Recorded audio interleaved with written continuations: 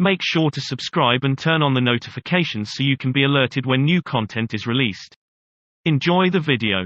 Well, I think that thoughts are the language of the brain, and feelings are the language of the body. And how you think and how you feel creates a state of being. So if you're thinking insecure thoughts, you're going to turn on a set of circuits in your brain that produces a level of mind, and another part of the brain is going to make a chemical for you to begin to feel insecure. The moment you feel insecure, your brain is monitoring its internal state. You are going to think more corresponding thoughts equal to how you feel, which is going to generate more chemicals to feel insecure and then think more insecure thoughts. And that cycle of thinking and feeling and feeling and thinking, creating that state of being, causes the person to say, I am insecure. And whenever you say, I am anything, you are commanding the present moment into a destiny. So then, the antithesis is also true. If you're grateful and you're in loving life, you are going to think corresponding thoughts equal to that emotional state, which is going to make a different factory or blend of chemicals for you to feel more gracious, more kind, more giving, which is going to generate more thoughts, and you're going to create a different state of being. So the trouble I think we have is that the process of thinking and feeling and feeling and thinking over time conditions the body to subconsciously become the mind. Now, once the body becomes the mind, the servant is now the master. And so the program begins to become activated, and now people slip into unconscious states. So in order for us to change then, and this is the problem that I have with affirmations. When you're having an affirmation is you're affirming your I am, or your state of being. Yeah. So if you're saying I am abundant, but you're feeling lack, I am successful, but you're feeling unworthy, that's mind and body in opposition. So then when a person then knows how to regulate and change their internal states and they move into a new state of being, when they're in that state of being, the side effect of being in that state of being is I am wealthy. You're actually affirming what you already are. You will only accept, believe, and surrender to the thoughts equal to your emotional state. And you will not accept, believe, and surrender to any thoughts that are not equal to your emotional state. So, as an example, a person goes to a doctor's office. The doctor says, okay, you're diagnosed with MS or lupus or cancer. The moment the person gets the diagnosis, they're either going to feel sadness or fear.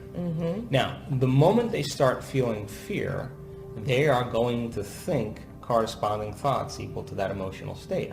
So now, those thoughts will slip by their analytical mind, program their autonomic nervous system to make more chemicals equal to that state.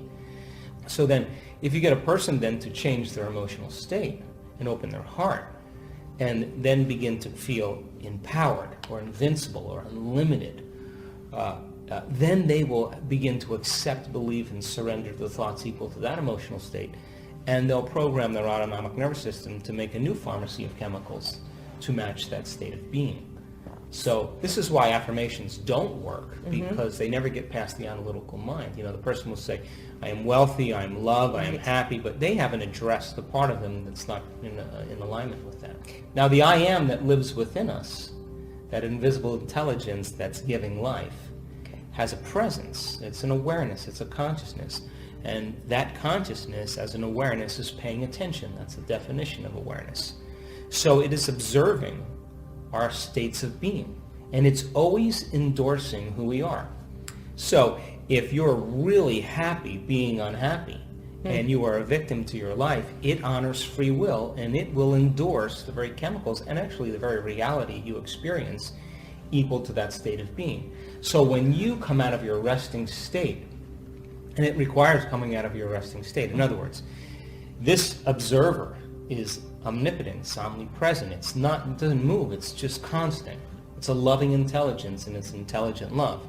Our attention is all over the place, you know, and it's saying, tell me what you want. Just, you know, give me a minute, just line up with me here.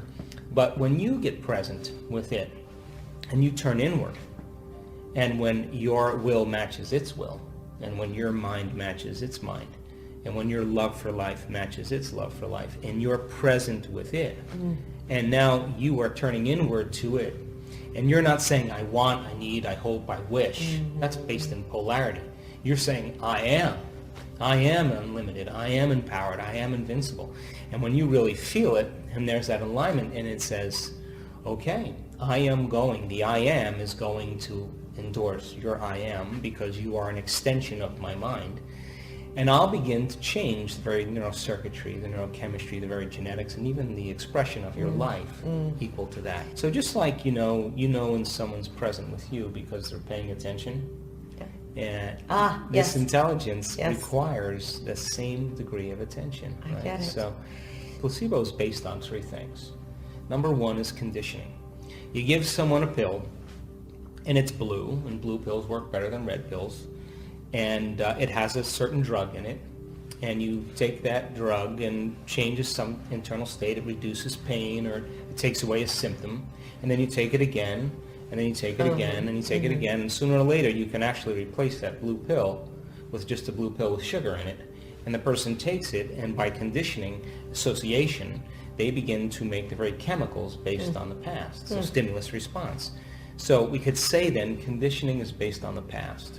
Now, expectation is the second element of the placebo, which means expectation then is when you're told something and you begin to expect an outcome, and you're selecting, that pill represents a new potential in the quantum field. And a certain percentage of those people will accept, believe, and surrender to the idea and begin to emotionally embrace the outcome. And if you combine that clear intention with an elevated emotion, you're moving into a new state of being. So now, as an example, as you begin to anticipate that occurring, your body's actually living in that future reality in the present moment, and your body begins to make the very chemicals to endorse that state of being. Now, who's doing the the fabrication of the chemicals? The I am within us, because it's always endorsing who we're being. So if conditioning is based on the past, then expectation is based on the future. The third thing is assigning meaning to things. If a doctor says, oh, this pill will actually increase serotonin in the receptors, and then you have the pictures, and people look at it, and they start to think about it. When they take the pill, they assign meaning to it, and it turns out you can give someone a sugar pill, and they could be told there's an antidepressant, and 81% of those people will get better by thought alone.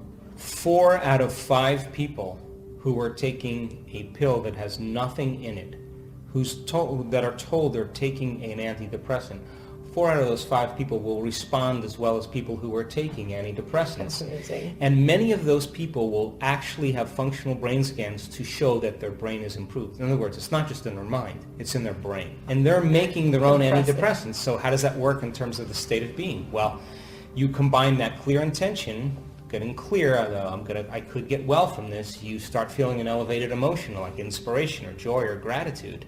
You just move from living in your past to living in a new future. And when you move into that state of being, that intelligence that's giving you life, the I am, is going to organize your chemistry to reflect who you're being. Well, if you're taking a placebo, there are a certain percentage of people that will experience the nocebo. They'll experience the side effects of the very medication they think they're taking, because some people are optimists, some people are pessimists. And so a certain percentage of people will experience the side effects of dizziness and nausea. And, there are some very strong chemical correlations between withdrawals that are certain medications that have a little bit more of an addictive tendency. The key is that when a person is experiencing, say, anxiety, and they're taking something to reduce their anxiety, or they have depression, they're taking something to stimulate their depression, they're believing that something outside of them is going to change their internal state. In many cases it does. So then when they're no longer taking it, they're also experiencing the withdrawal of the anticipation of taking the very thing that they think that's helping them as well.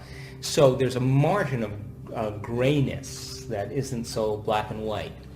And we know this to be the case because, as an example, you can tell a person who is going for their first chemotherapy treatment, you can tell them that chemotherapy is going to make them nauseous and vomit.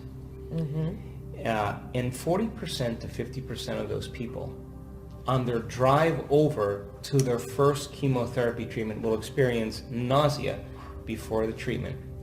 So I always say, if 50% of those people can get nauseous on their drive to their first chemotherapy treatment, 50% of the people in the world can get well on their drive to work in anticipation of something wonderful happening. It's the same exact phenomenon.